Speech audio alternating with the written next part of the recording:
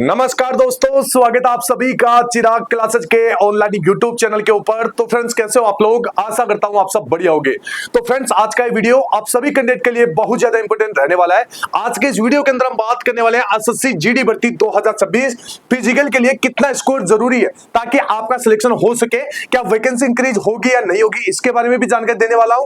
Result आपका कब तक आ जाएगा, इसके साथ आपका फिजिकल कब से स्टार्ट होने वाला है, मेडिकल कब से स्टार्ट होने वाला है, और यहां पर फाइनल आपका जो रिजल्ट है वो कब तक आ जाएगा, और ट्रेनिंग कब से स्टार्ट होने वाली है। मतलब पूरा शेड्यूल मैं आपको इस वीडियो के अंदर बताने वाला हूं। इसके साथ आपका कट ऑफ क्या रहेगा, सभी स्टेट से पूरी जानकारी एक ही वीडियो के अंदर मिलेगी। तो ध्यान से इस वीडियो को देखना है, और अभी तक चैनल को सब्सक्राइब नहीं किया है तो चैनल को सब्सक्राइब करके बेल आइकन को जरूर प्रेस करना है, जिससे भर्ती से संबंधित नई नई जानकारी आपको सबसे पहले मिल सके। तो देखिए, वीडियो में आगे बढ़ने से पहले आपको एक काम करना है। यहां पर जो भी आपका स्कोर बन रहा है वो आपको कमेंट बॉक्स में बताना है, ठीक है। इसके साथ आपको यह भी बताना है कि सर हमारा जो पिछला कट ऑफ है उससे इतना नंबर प्लस है, इतना नंबर माइनस है, ठीक है। तो प्लस माइनस जितना भी है वो आपको लिखना है। मैं प्रत्येक स्टूडेंट के कमेंट का रिप्लाई देने की कोशिश करूंगा, ठीक है। तो लेकिन आपको सही फॉर्मेट रखना है। आपको वीडियो के नीचे हाइप वाले बटन के ऊपर क्लिक करना है, बाद में आपको लिखना है कि सर हमारा इतना नंबर प्लस है, ठीक है, पिछली कट ऑफ से, या फिर इतना नंबर माइनस है पिछली कट ऑफ से, ठीक है। तो ये चीजें अगर आप लिख कर कमेंट करते हैं तो मैं प्रत्येक स्टूडेंट के कमेंट का यहां पर रिप्लाई देता हूं। तो चलिए फ्रेंड्स, बिना किसी देर के आगे बढ़ते हैं और बात कर लेते हैं आपकी एसएससी जीडी भर्ती 2026 संपूर्ण डेटा विश्लेषण और कट ऑफ के बारे में। तो देखिए, रिक्तियां और सामान्यकरण, ठीक है, मतलब नॉर्मलाइजेशन किस प्रकार होगा, राज्यवार औसत अंकों का विस्तृत और सटीक अध्ययन के बारे में बात करेंगे, ठीक है। अब यहां पर देख सकते हैं, कट ऑफ से ज्यादा महत्वपूर्ण है आपका जीवन, ठीक है। ये चीजें आपको ध्यान में रखना है। परीक्षा जीवन का एक हिस्सा है, जीवन का अंत नहीं है। असफलता हमें बेहतर रणनीति बनाने के लिए प्रेरित करता है, ठीक है। तो ध्यान रखना, इससे आपको मोटिवेट नहीं होना है, ठीक है। अगर मान लीजिए रिजल्ट आ जाता है, कल को आपका सिलेक्शन नहीं भी होता है तो हार नहीं मानना है, ठीक है। ये ध्यान रखना है। सटीक कट ऑफ की भविष्यवाणी करना संभव नहीं है क्योंकि डेटा हमेशा सीमित होता है, ठीक है। ये ध्यान रखना है। एक नंबर के पीछे भागने के बजाय हम पिछले वर्षों के रुझानों और वास्तविक डेटा का विश्लेषण यहां पर करेंगे, ठीक है। तो मतलब एकदम सटीक जानकारी आपको मिलने वाली है। अब देखिए, रिक्तियां और प्रतिस्पर्धा का यहां पर हम विश्लेषण कर लेते हैं। तो देखिए, 2026 में 48 लाख प्लस फॉर्म भरे गए हैं, जबकि वर्तमान रिक्तियां केवल 25,487 है, ठीक है। 2025 में शुरुआत में रिक्तियां कम थी, लेकिन परिणाम से पहले बढ़कर 53,000 हो गई। तो ये सीधा सीधा संकेत देती है कि 2026 वाली वैकेंसी में भी आपका रिजल्ट से पहले पहले पद बढ़ सकते हैं, ठीक है। तो ये ध्यान देख लीजिएगा। इसके बाद 2022 में ये वैकेंसी थी, ठीक है, इतने फॉर्म भरे गए थे, इतने कैंडिडेट को बुलाया गया। 2026 में ये वैकेंसी थी, इतने फॉर्म भरे गए थे, इतने कैंडिडेट को बुलाया गया था। 2025 में ये आपकी 39,481 वैकेंसी थी, टोटल फॉर्म 52 लाख के करीबन, फिजिकल के लिए लगभग 3 लाख के करीबन, ठीक है। अब यहां पर 2026 में 25,487 आपकी वैकेंसी है, ठीक है, और अभी 48 लाख के करीबन फॉर्म भरे गए हैं, ठीक है। तो यहां पर लगभग फिजिकल के लिए आप मान सकते हैं 2.5 से 3 लाख स्टूडेंट को अभी बुलाया जा सकता है इस हिसाब से, ठीक है। लेकिन जैसे ही वैकेंसी इंक्रीज हो जाती है, आपके जो कैंडिडेट है वो लगभग 8 गुना कैंडिडेट को बुलाया जाता है, तो वो भी संख्या यहां पर बढ़ जाएगी, ठीक है। यदि परिणाम आने से पहले रिक्तियां बढ़ती है तो कट ऑफ में गिरावट आ सकती है, अन्यथा प्रतिस्पर्धा अत्यंत यहां पर कड़ी रहेगी, ठीक है। ये ध्यान रखना है। अब यहां पर देखिए, सामान्यकरण मतलब जो नॉर्मलाइजेशन होता है उसका यहां पर प्रभाव देखते हैं। तो देखिए, कई पालियों के कारण, कई शिफ्ट में परीक्षा होने के कारण नॉर्मलाइजेशन कट ऑफ का सबसे बड़ा निर्धारित है, ठीक है। मतलब जो कट ऑफ है वो नॉर्मलाइजेशन के ऊपर निर्भर करेगी। अधिकतम नॉर्मलाइजेशन अंक लगातार बढ़ रहे हैं। 2026 का ट्रेंड अगर आप देखोगे, अधिकतम 25.46 तक का सीधा फायदा देखने को मिल सकता है, ठीक है। एक अनुमान है, ठीक है, लेकिन यहां पर मेरे को लग रहा है कि लगभग 18 से लेकर, ठीक है, 18 प्लस ही बच्चों को, मतलब जिनको हार्ड शिफ्ट में हुआ है उनको 18 से तो प्लस ही नंबर मिलेंगे, ठीक है। 2022 में लगभग 13.81, 2024 में 24.6 नंबर तक फायदा मिला था, 2025 में 17.99 तक, और 2026 में एक्सपेक्टेड इतना अधिकतम कम से कम 18, ठीक है। तो ये ध्यान रखना है। इसके बाद में देखिए, 2026 की सबसे कठिन और सबसे आसान शिफ्ट के बारे में बात कर लेते हैं। तो देखिए, 25 मई शिफ्ट फर्स्ट, इस पाली के छात्रों का नॉर्मलाइजेशन का सबसे अधिक लाभ मिल सकता है, लगभग 20 से 25 नंबर तक का, ठीक है, क्योंकि इनका हार्ड शिफ्ट था, ठीक है। औसत स्कोर यहां पर इनका आप देखोगे इतना है, ठीक है। नॉर्मलाइजेशन में अच्छा खासा फायदा इनको मिलेगा, ठीक है। तो ये आपको ध्यान में रखना है। इसके बाद देखिए, आगे बढ़ते हैं। 2026 का अंतिम समीकरण देखिए, पेपर का स्तर 2026 का पेपर थोड़ा कठिन था, ये आपको मानना पड़ेगा। औसत अंकों में गिरावट आई है तो कट ऑफ से नीचे खींचने का काम करेगी, ठीक है।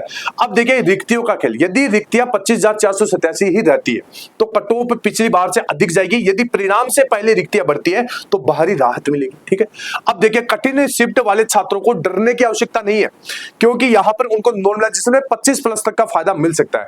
अंतिम कट ऑफ के तनाव को छोड़िए और अपनी अगली तैयारी पर आपको ध्यान केंद्रित करना है, मतलब साथ के साथ नई वाली वैकेंसी की भी आपको तैयारी करना है। ये शिफ्ट आप देख सकते हैं, सबसे कठिन शिफ्ट और सबसे हार्ड शिफ्ट, आसान शिफ्ट, ठीक है। ये इनको मतलब टॉप 3 हार्ड और टॉप 3 आसान शिफ्ट। इसके बाद में देखिए औसत राज्यों का औसत प्रदर्शन, अगर आप देखोगे इन राज्यों से लगभग 110+ एवरेज स्कोर है, इन राज्यों से 80 से 100 के बीच में और इन राज्यों से आपका 50 से 70 के बीच में, ठीक है।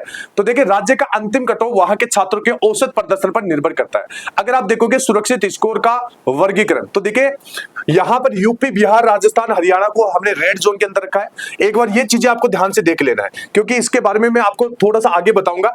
एक बार इनमें आपको देख लेना कि कौन से राज्यों को रेड जोन के अंदर रखा है, कौन से राज्य को ऑरेंज जोन के अंदर, कौन से को येलो जोन के अंदर और कौन से राज्य को आपके ब्लू जोन के अंदर, इसके बाद में कौन से राज्य आपके ग्रीन जोन के अंदर। ये चीजें आपको ध्यान से देख लेना है। तो यहां पर देखिए अब जो भी रेड जोन है, अब रेड जोन कौन से, ये है, ठीक है, यूपी, बिहार, हरियाणा, राजस्थान।